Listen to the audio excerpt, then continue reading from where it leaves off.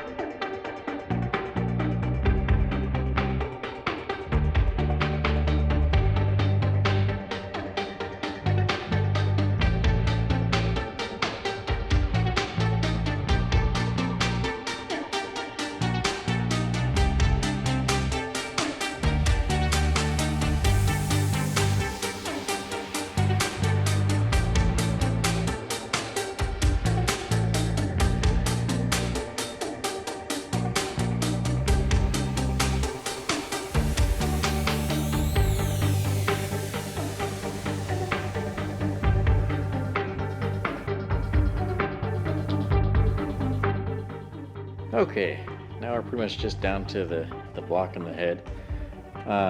One of the funny things about this is that this head actually sat outside in the weather with no valve covers for about at least 2 years in the sand, mud, rain, snow, all that. This thing was just completely rusted up. All the buckets are rusted, cams are rusted. And then just elbow grease pretty much cleaned everything up. Like I said, I had this in the car for half a season, possibly even longer than that. Quite a few events on it. It did actually do pretty well.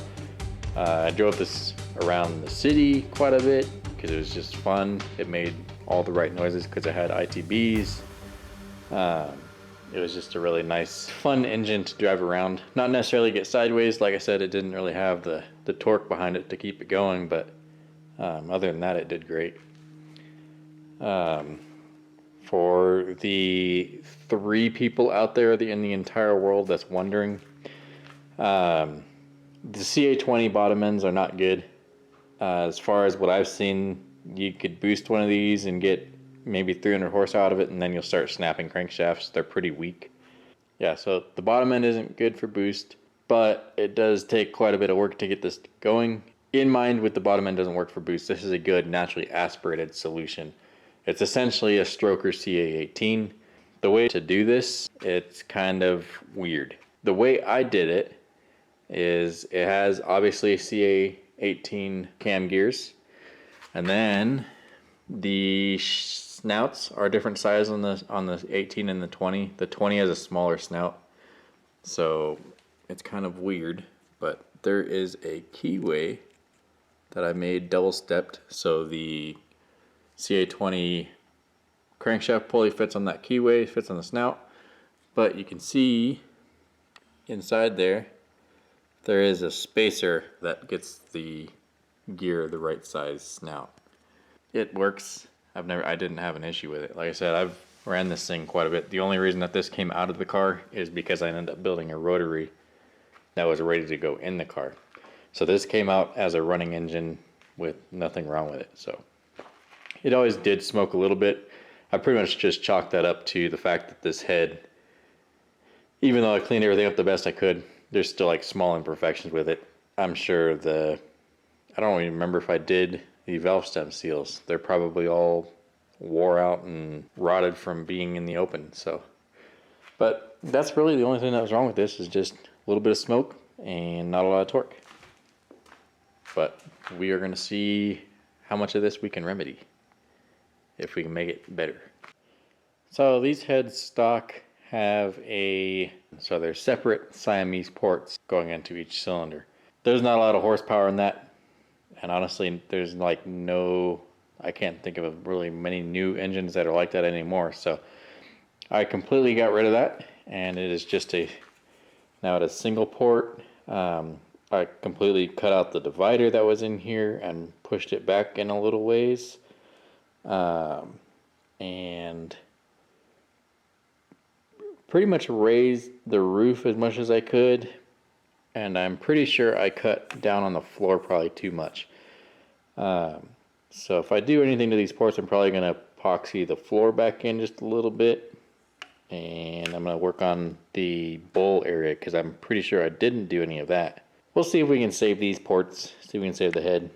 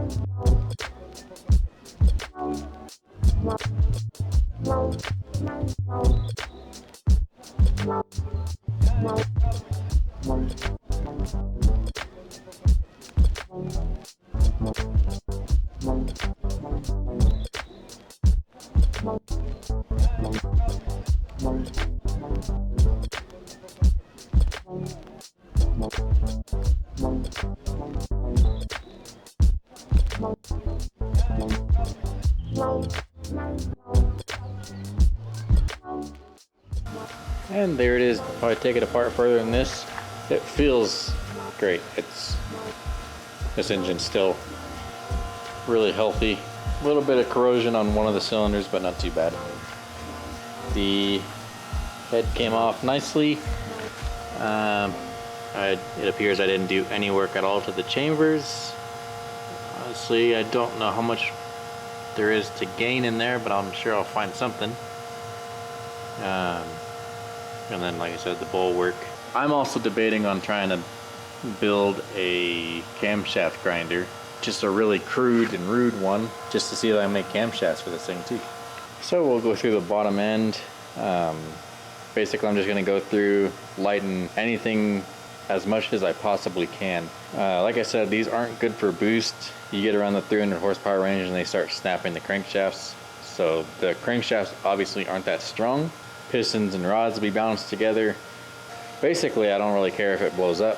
These things they're not really great engines, so I'm just gonna mess around and see what I can do with one of these, using all old school techniques and little things, little tricks here and there, windage trays, whatever I can do to try to inch 1 or 2 horsepower out of the whole thing. So not too bad.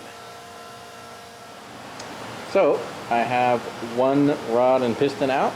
There is a lot of weight at the end of this and not a very big rod. The small rod is kind of going to help me and it's going to be in our favor.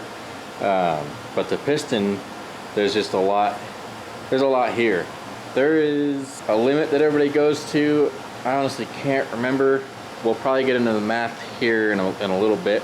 But basically, say the RPM limit is, we'll say people don't take these up past 6,800 RPM. That sounds pretty reasonable. This is fairly a long stroke and small bore, so they're not too rev happy and they're not too boost happy. They're just kind of meh. That's why you don't really hear much about these things. They're not crazy. They're not super great or anything. So say it revs to 6,800 RPM, I can take this and measure it, and then I can kind of deduce the speed of the piston that travels at 6,800 RPM, how quick this piston is moving up and down, and how much force that is creating on the rod. With that measurement, I can then start removing weight from this, seeing how much weight and material I can remove from this without necessarily making it weaker in the, what would that be, the tensile strength of the rod. Once I can figure all that out, remove it, weigh it again, then I can redo that measurement and kind of reverse engineer it and figure out what my next capable RPM will be. So say I remove, by a long shot, let's say I remove 150 grams out of this whole assembly. At 6,800 RPM, 150 grams is immense. That's a lot of weight removed from it. That means I can now rev it up higher without there being that much stress on these components, on the crankshaft, on the rod, or even some places on the piston. And back onto this car, I've got the firewall and tunnel is all ready. I've got holes plugged that I don't need holes at. I've got foam, factory foam style plugs for the heater core lines to pass through the firewall. The rubber one for the AC line is on the box itself. And then I've got the brake flexing situated. I've got a new steering column boot surround on there. And all of the wires underneath that go kind of down and behind all the boxes are all taken care of and sorted. The next thing is to go ahead and put in the box and the dash bar, and then I will start wrapping all of these wires back onto all of that and sorting it as I go that way too. There is a lot of wires that go everywhere, so it's kind of hard to clean everything all up at once. It kind of just needs to go one thing at a time and stack it further and further out, just because it's so tight. Once you start putting stuff on there, you can no longer access any other things. So it's not this definitely isn't one of those easy cars to work on. This is a new car and small car stuff, so it's probably worse than a new car, but yep. But we will go ahead and get the box set in there, the dash bar, and then carry on.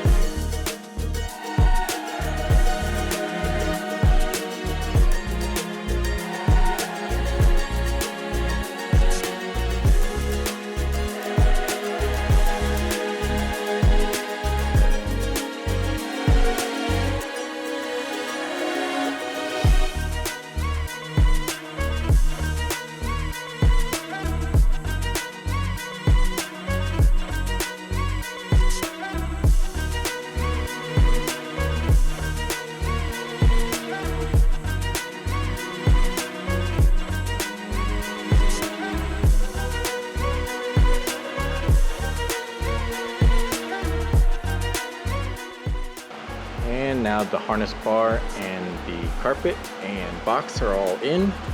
The carpet tucks up really nicely underneath the box. It is kind of tight for pedals in this area, but I think it's not too bad. If this vent might be a little bit too close to your foot, feet might get a little warm or cold. I don't know, maybe that's okay. But everything else looks good. The box is in where it's supposed to be. Harness bars, or the dash bar is in. Now I just gotta start wrapping up all of this wiring stuff and getting it all in place. That'll be a little bit of a challenge, but essentially all the hard stuff is done, and now it's kind of just reassembly. And the harness is on and the vents are all back in place. That pretty much does it for this video. Now it's kind of just a really tedious thing going through and making sure all of these little wire leads go in the correct place and they get plugged into their correct positions throughout the entire dash. Make sure everything is plugged in. If there's a connector missing, figure out what's missing, and hopefully get everything in correctly as it should be, so hopefully nothing has to come back out, because yep, fuck that. But it's coming along pretty good. It looks really good in there. I think it's turning out better than I was expecting. I do still have the blower motor.